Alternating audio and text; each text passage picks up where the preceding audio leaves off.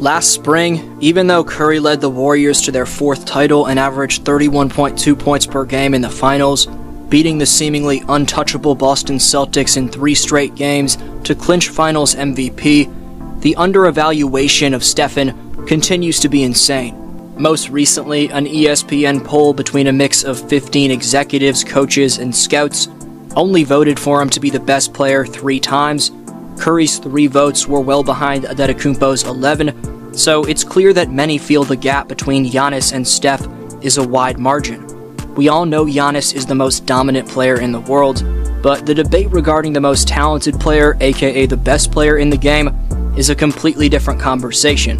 This video talks about that, and also debates the outlandish comments being made by Gilbert Arenas recently, not just about Curry, but a player we should of course also greatly respect in the finals MVP a year before Steph, the aforementioned Giannis Antetokounmpo. Is Jordan Poole being properly rated after his performance in 2022's playoffs? Also, I want to break down what made it so tough to score on the Warriors during their title run, and after all that, we'll look at the obvious reasoning behind the hatred that Curry and the Dubs continue to receive. Before that, I just posted 2 NBA edits on Instagram today of Jordan Poole and Scotty Barnes that you gotta check out, and for more mixtapes like them, go follow @DFlowHoops on Instagram. Now into the content.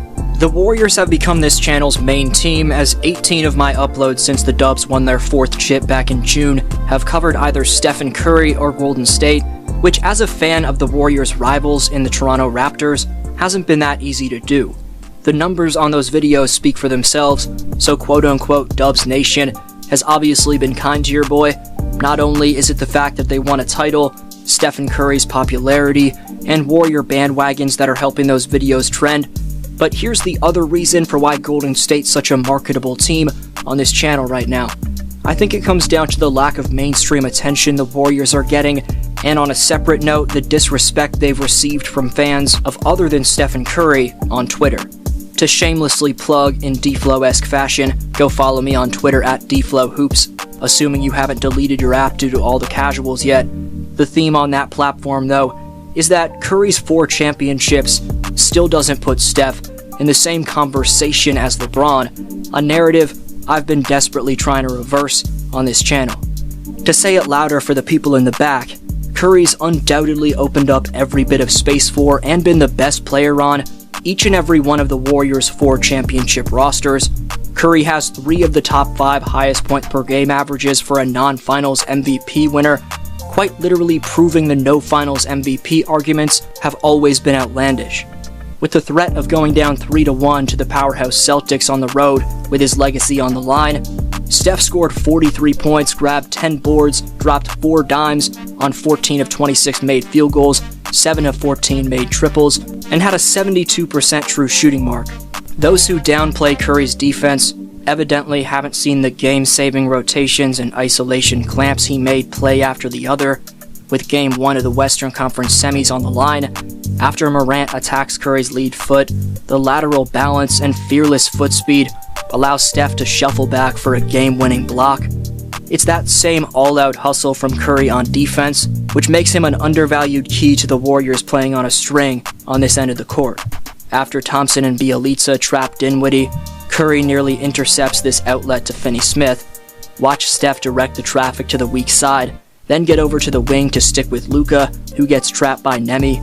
Looney's sound recovery forces Bullock to swing it back to Finney-Smith, but it's the 4th consecutive individual rotation from Steph, which allows him to show off his underrated running long jump and stun the 6'7" Dorian Finney-Smith by stuffing his corner triple in emphatic fashion.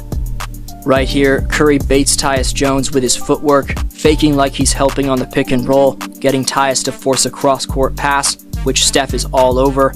That same anticipation is displayed as Steph creates a wall next to Draymond here, this time offering us a taste of his standing vertical by springing up like a tree frog to snatch away Harden's attempted entry pass. 2 other qualities shown off against the tough-to-stop, shifty half-court maneuvering of Spencer Dinwiddie are Curry's strength to body off bigger guards or forwards, and active hands to swipe away the ball whenever attackers bring it down for even a split second. In terms of that strength, we're talking about a guy who can bench press 185 pounds and who does his dumbbell bench presses with 100-pound weights That's not easy to do. Steph may look small compared to other players, but he's sneaky strong.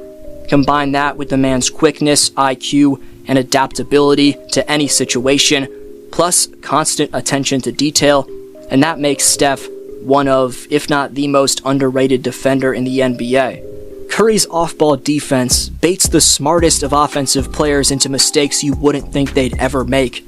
The type of bait-and-switch altercations that Steph made routine when he became the steals champion back in 2015-16, something a lot of people forget.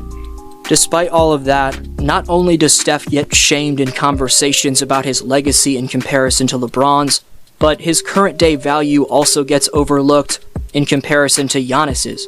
Don't get my words twisted, Antetokounmpo's the new age version of Shaq, as the man's game consists of a merciless combination of long strides off the dribble in transition and utterly powerful drop steps in the post.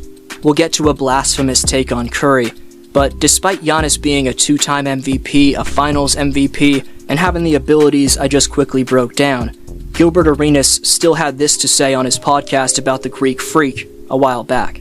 They try to shorten this gap like it's this, like, oh, he's the best player in the league. Not even close. Just stop it. He doesn't understand basketball yet. He plays the sport. He won a championship. Cool. He doesn't really understand how to be great. That take is absolutely ridiculous, and it's incredible former pros like Gilbert have made it a mainstream talking point that people who've never played in the NBA are forbidden from talking basketball.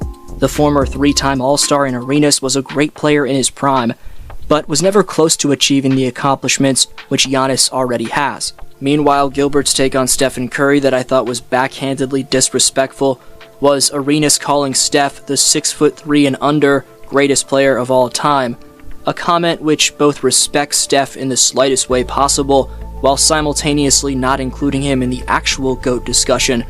Throughout the final quarter of the NBA season, when Curry went out and the Warriors began to struggle, that's when the Jordan Poole hatred from fans on Twitter began to circulate. Jordan's a player who's now been labeled as overrated, when in reality, that's been the exact opposite of the case, as he was the most important bench piece on a championship team, providing the perfect support for Steph and Klay with his vibrant energy on and off the court. Despite going through struggles in terms of his efficiency throughout the 82-game grind, namely in February and in April, there's no denying that when the light shined brightest, Jordan showed up. The man's an off-the-dribble, flame-throwing merchant, a Stephen Curry light-esque phenom whose maturity at merely age 23 is extremely scary. Jordan's 83 overall rating in 2K23 should give the kid some motivation to go out and add some hardware to his trophy collection in the form of the Sixth Man of the Year award. His defense isn't at all like Curry's, and the kid has a long way to go in that regard. However, the shiftiness, mind-blowing explosiveness for a 6'4" combo guard, and obsession to get better, I think gives Poole a solid amount of defensive upside. Klay Thompson and Andrew Wiggins were also given an 83 overall in 2K. Meanwhile, Steph was given a 96 overall, the same as Kevin Durant, LeBron James, and Nikola Jokic. The Warriors are still somehow underrated, other than the attention they get from my channel, of course. The champs aren't getting respected by other NBA YouTubers and mainstream media members as they should be. Is jealousy from haters who were gifted the same physical stature as Stephen Curry, like CJ McCollum and JJ Redick, to blame for essentially all of the disrespect that the purely skilled Stephen Curry receives? Possibly, but as we'll continue to tweak the narrative on, Steph's far from just a shooter, and he's far from one-dimensional. There's many dominant aspects to his game that aren't talked about nearly enough. What's the most under-talked about Stephen Curry ability in your opinion? Best answer down below in the comments gets next video shoutout, and the top 5 commenters by September 21st earn free merchandise of their choosing. 2 shoutouts for my last 2 uploads go to Chris Young, who says, as a Cavs fan, I support the front office going all in. Welcome to the land, Spida. And to Daryl D, who says, Steph definitely has more help this year. Both Dre and Klay missed basically half the season last year. Odds of that being repeated are pretty low. Wiseman's back, and in my opinion, JaMychal's an upgrade from Otto. You tell the story and community speaks, so leave your take on today's question.